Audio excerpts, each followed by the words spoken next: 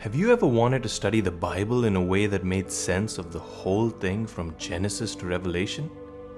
Have you ever thought about doing that in the context of all the historical and cultural background, so that you might feel like you were walking in the very steps where Jesus walked?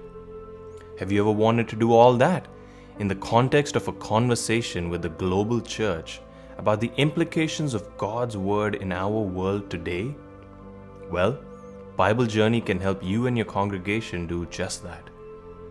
Our curriculum has 6 studies that go through the grand narrative of the Bible.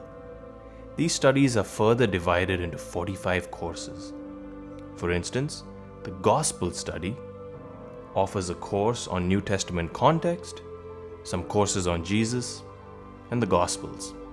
Let's check out the Gospel of John course. One of the most distinctive features of Bible Journey is the actual journey that takes place inside each lesson. Each lesson takes you in the text, behind the text, and in front of the text. In the text is an immersion into the very content of the Bible, studying its themes and patterns. Behind the text is an exploration into the cultural, historical, geographical background of the text. This will often take you on-site to the lands of the Bible. And then finally, in front of the text is a time of discovery and application. We discover how God's Word is alive and active today, its implications for the historic and the global church.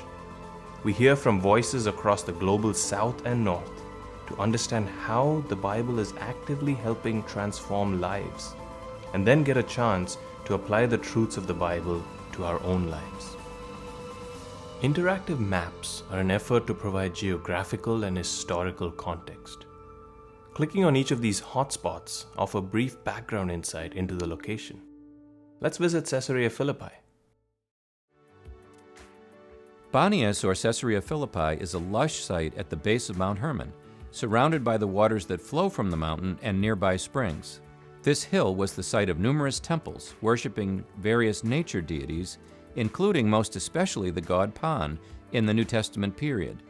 Sacrifices to Pan were thrown into the cave, which was thought to be one of the entry points to Hades.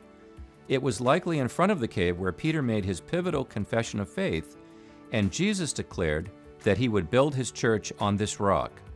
Perhaps a reference to Peter, his confession, and this pagan site, and the gates of hell would not prevail against it. On-site videos give you a chance to study the stories of the Bible in the very land of the Bible. Have you ever wondered what Lazarus' tomb might have looked like? What if I told you we could follow Tim there to immerse ourselves into this powerful story from John 11? Many of you are probably familiar with the story because Jesus is outside the tomb, and many of the pictures that we've seen have pictures of Lazarus coming out of the tomb. But what if you were Lazarus? What if you'd been dead for 4 days and you heard these words? Lazarus, come out. Lazarus, come out. Lazarus, come out.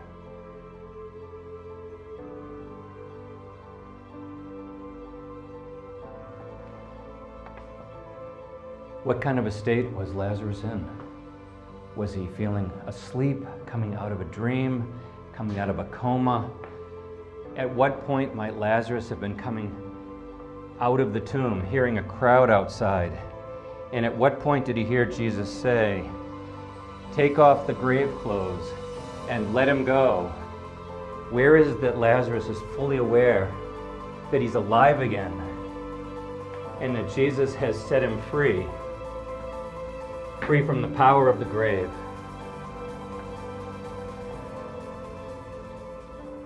Along your journey, you'll come across workbook questions that are intended to cause students to pause, reflect, and engage with the content.